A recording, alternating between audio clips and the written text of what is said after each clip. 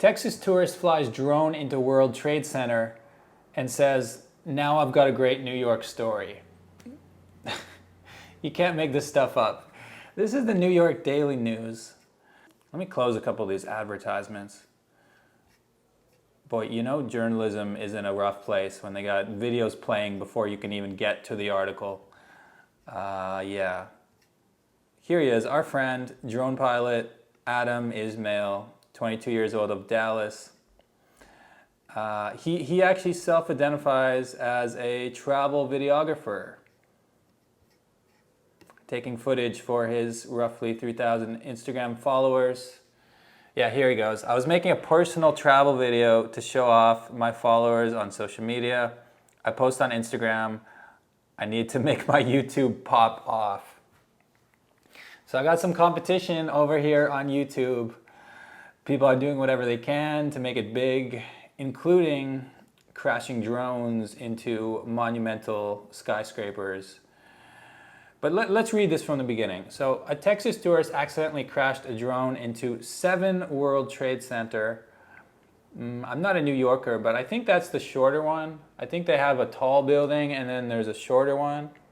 Can any Americans tell me if I'm a little bit right on that? Anyway, triggering a massive city and federal law enforcement response that ended with a ticket and an unforgettable lesson for the talented traveler. Talented? Is he a talented traveler? Why are they calling him a talented traveler? All we know is that he crashed a drone into a tower. Does that make people talented these days? I learned today you can't fly a drone anywhere in New York City. Adam Ismail, 22, videographer, investor, and financial trader who lives in the Dallas area. Why does this sound like an advertisement for this guy? They're like giving him his full name and they're telling you, oh, he can trade finances for you. And all we know is that he crashed a drone into a tower. So is this really the guy you want handling your financial transactions? Anyway, Ismail said he was hoping to record some awesome Manhattan footage around 3 p.m. Okay, it would be pretty awesome. I'm not gonna lie. Like, you know, footage of downtown Manhattan. I shouldn't make fun of the word awesome. That's an apt description. Awesome Manhattan footage around 3 p.m. when he launched his DJI Air 2. So that's wrong. It's actually DJI. Okay, DJI. See that? That literally took 2 seconds to Google search and correct for them. DJI is the Chinese drone manufacturing company. DJA is a typo. Okay, he would launch his drone about 8 stories in the air before it crashed, wedging itself between the 52-story building's metal facade, I can't speak today, and its windows right above the front entrance. Of course, we got a selfie. It's a personal use drone, and it takes really good footage. Now it's just an advertisement for the drone. Like what? Oh my God. Oh my God. He said he didn't know that the building was part of the World Trade Center, so the September 11th attacks didn't cross his mind. Well, pretty sure every other New Yorker would have been thinking about that. But anyway, he's from Dallas, you know. He's just a good old Texas boy who wanted to fly his drone illegally in Manhattan. And now he's got, and I quote, a great New York story. Everyone was a good sport. I didn't give the cops a hard time. They didn't give me a hard time.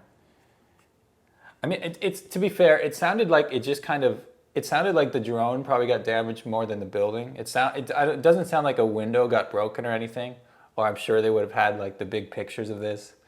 It sounds like it just got, like this cheap drone just kind of crashed, and then it was an interesting story because it was the World Trade Center. But still, like what is going on with this guy? He's like, yeah, the New York Police Department, the Counterterrorism Unit, and the FBI responded. Wow, he said. Wow.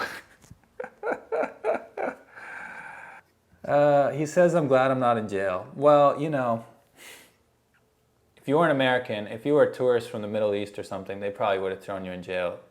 Not to get too political, but you know, you might have a bit of American privilege on that, because even as a Canadian, if anyone from outside the U.S. were to crash a drone in the U.S., I feel like maybe I'm wrong. Maybe I'm wrong. I just feel like if I crashed a drone, I would expect to be in interrogation rooms for like the next week. The World Trade Center, with the history of that building, are you kidding me? You're gonna crash into that? It's just weird. Like, articles like this are just weird to me because it's almost like an advertisement for this Adam guy. Doesn't this just promote the idea that, you know, you can do something like terribly irresponsible and illegal? There's no way flying a drone in a, you know, hugely populated place like that is legal in the first place. And then you're going to get an article out of it, and then you're going to get an advertisement for your Instagram and for your investment company, whatever this guy's doing, and you're going to get a great New York story. I just don't get it. I don't get what journalists are doing with stories like this. I think they are like really. I think the way this is written in kind of a comical style and talking about how, oh, it was awesome, oh, what a great story. It's just, it's very harmful, isn't it? But the reason I wanted to talk about this in particular isn't even about the article exactly. It's more about like travel videographers and the fact that people will do anything to get the shot. People will do anything to grow themselves on social media these days. You know, 20 years ago, when September 11th happened, you know, it was extremists from other countries that Americans had to worry about. These days, it's travel influencers, it's TikTokers, it's Instagrammers, it's YouTubers, it's kids with a camera that's bigger than the size of their brain. And these drone cameras are not very big, which I found out when I bought my own very first drone about a week and a half ago. You see that? Oh, baby. Let me give you a little close-up of this one. This is the DJI, not DJA, New York Post, whoever that was who said that. It's the DJI Mavic Mini. Cute little camera on the front. Look at that cute little belly. I got this baby used for only $300. And the condition is great. Everything works. I've flown it a few times in the park, not in next to the tallest building in the city to get a great Montreal story or whatever. But the point is, I'm not completely hating on this Adam guy. I just think it was just a strange article. But I am kind of hating on him because that's a very irresponsible place to be flying, and you could have done a whole lot of damage in a spot like that. But I do know that, yeah, like after a few minutes flying this, you get like confident. You're like, oh, I know the controls, I can do it, no problem. And you can almost forget how dangerous it can be if you're flying over like busy streets or around tall buildings or other people. But trust me, like I know a lot of people who have crashed drones.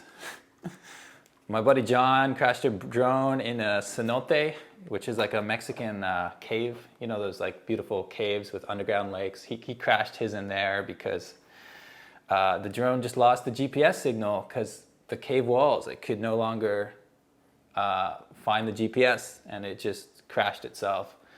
So maybe the tall buildings in New York City could cause a similar issue where there's too much interference or just too many cell phones, too much interference in a high density area. And then the drones misbehave a little bit. They don't do exactly what you want them to do. So if you are a beginner, like I am, definitely a good idea not to be flying in super high density areas where you don't know what you're doing. But yeah, I do have some drone footage that I've taken, and I've been thinking about sharing it in my videos. I just want to get good. I want to get some good footage before I share it, you know, and also I know that there's going to be some comments from people like, oh, Dan, that's so irresponsible flying it in Montreal. Even though I've looked at the regulations and I know exactly, the app tells you exactly where you are legally allowed to fly it. I know the safety precautions. But still, there will be some people who are judging me for taking a drone out near, like, you know, other people in Montreal because of people like that guy who, yeah, kind of ruin it for everyone. That's the part that bums me out. When someone does something like that, it ruins it for everyone. The whole community of not just drone flyers, but like content creators. Like, we all look bad because of events like this. And that's my thought on the Texas tourist flying his drone into the World Trade Center. A great New York story. What a ridiculous headline. Are you guys serious?